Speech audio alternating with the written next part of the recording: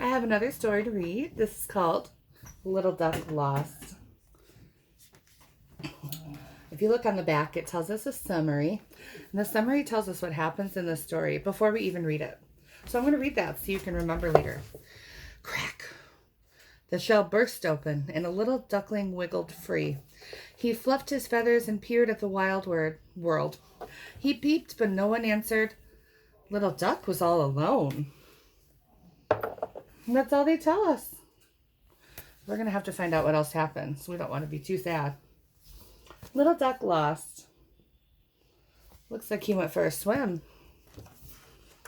On the grassy green riverbank, the bees hummed and the wind whispered lazily. Then came a rustling and a jostling, and a single white egg wobbled down the bank and bumped to a stop in the reeds. Crack! The shell burst open, and a little duckling wiggled out. He fluffed his feathers and peered at the wide world. He peeped, but no one answered. Little Duck was all alone. Uh-oh, I don't see a mama duck. I don't see any other eggs, but I do see some bugs. Maybe they will help him. Where am I? Wondered Little Duck. He waddled along the riverbank until he spotted a brown frog napping in the sun. Are you lost, Little Duck? Croaked the sleepy frog. The river is not your home. Ducklings belong in the pond.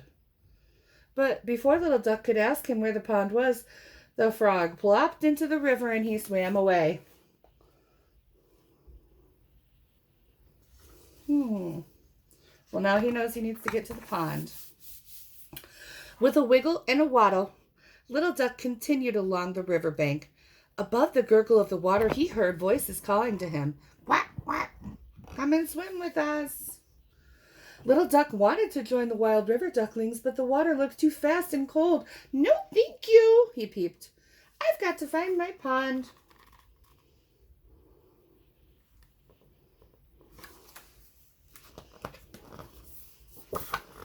With a flop and a hop, he scrambled up the bank. Soon Little Duck came to a shadowy tangle of trees. The bright sunlight of the riverbank seemed very far away. Are you lost, Little Duck? Whispered a kind deer. Do you know where the pond is? Asked Little Duck with a shiver. I never leave the forest, explained the deer.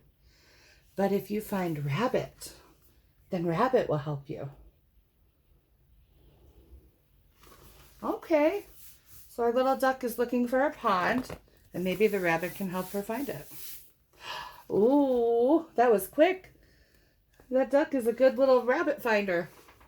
With a skip and a flap, Little Duck waved goodbye and left the shady forest behind. Very soon, Little Duck found Rabbit. Can you help me find my pond? Rabbit twitched her little nose. The pond is at the farm. I can't take you there myself, but I know someone who can. Then Rabbit thumped her foot on the ground 4 times. You can thump your feet too. Go ahead. 1, 2, 3, 4. I wonder what it means when the rabbit thumps her foot 4 times. Before long, a downy yellow chick came fluttering across the meadow. Hello, little chick, said Rabbit. Would you take this lost duckling to the farm? Chip, chip, chirped the fluffy chick. Come with me.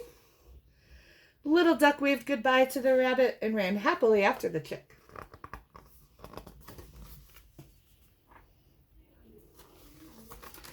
With a shimmy and a shake, they ducked under a fence. This is where I live, said the chick, and here is my daddy. The tall rooster gazed sternly down at Little Duck. Are you lost, Little Duck? The farm is not your home, said the gruff rooster. Then he shooed the little duckling away from the farmyard.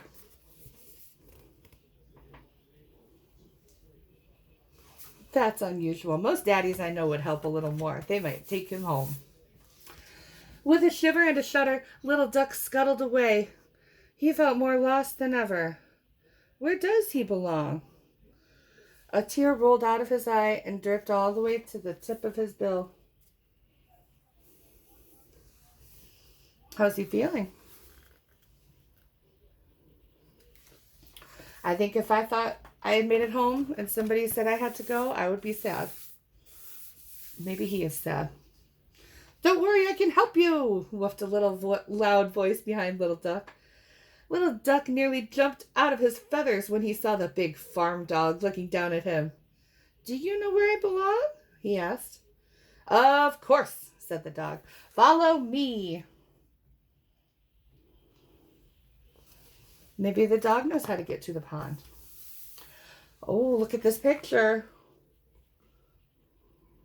Does that look like good news or bad news? With a peep and a leap, Little Duck followed the friendly dog straight to the farm pond. This is where you belong, Little Duck. This is your home, said Dog, and he gave him a little nudge. Yes, this is where you belong, said the other ducklings. They were all fluffy and yellow, just like Little Duck. The water looked calm and warm and inviting. With a dash and a splash, Little Duck plopped joyfully into the pond.